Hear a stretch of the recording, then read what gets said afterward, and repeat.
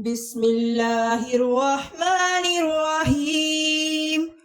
سورة الملك.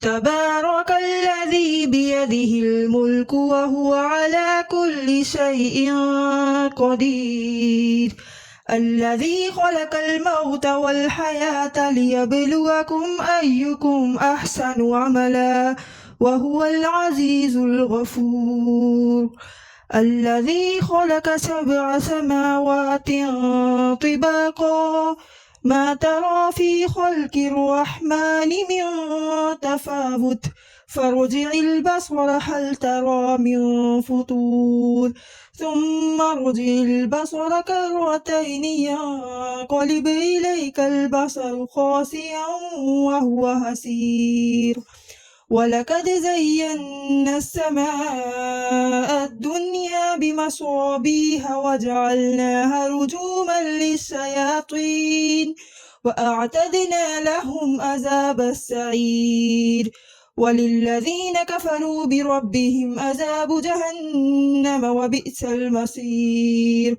إذا ألقوا فيها سمعوا لها شهيقا وهي تفور تكاد تميز من الغيظ كلما ألقي فيها فوج سألهم خزنتها ألم يأتكم نذير قالوا بلى قد جاءنا نذير فكذبنا وقلنا ما نزل الله من شيء إن أنتم إلا في ضلال كبير. وقالوا لو كنا نسمع أو نعقل ما كنا في أصحاب السعير، فاعترفوا بذنبهم فسحقا لأصحاب السعير. إن الذين يخشون ربهم بالغيب لهم مغفرة وأجر كبير. وأسروا قولكم أو اجهروا به إنه عليم بذات الصدور. ألا يعلم من خلق وهو اللطيف الخبير. هو الذي جعل لكم الأرض ذلولا فامشوا في مناكبها وكلوا من رزقه وإليه النشور. أأمنتم من في السماء أن يخسف بكم الأرض فإذا هي تمور أم أمنتم من في السماء أن يرسل عليكم حاسبا فستعلمون كيف نذير. ولقد كذب الذين من قبلهم فكيف كان نكير. أولم يروا إلى الطير فوقهم صافات ويكبر ما يمسكهن إلا الرحمن إنه بكل شيء بصير.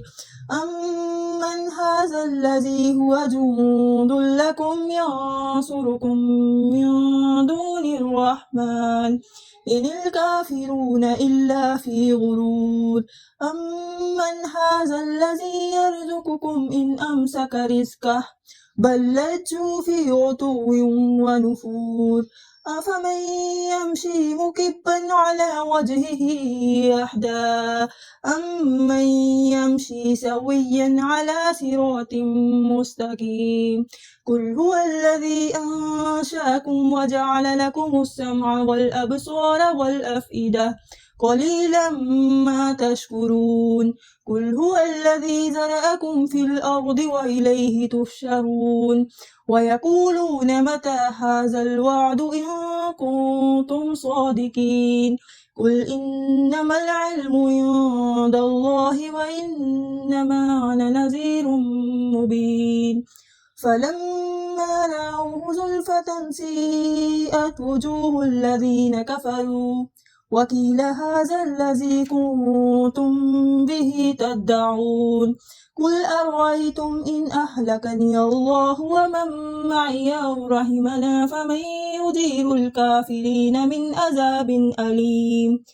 قل هو الرحمن آمنا به وعليه توكلنا فستعلمون من هو في ضلال مبين قل أرأيتم إن أصبح ماؤكم غورا فمن يأتيكم بماء معين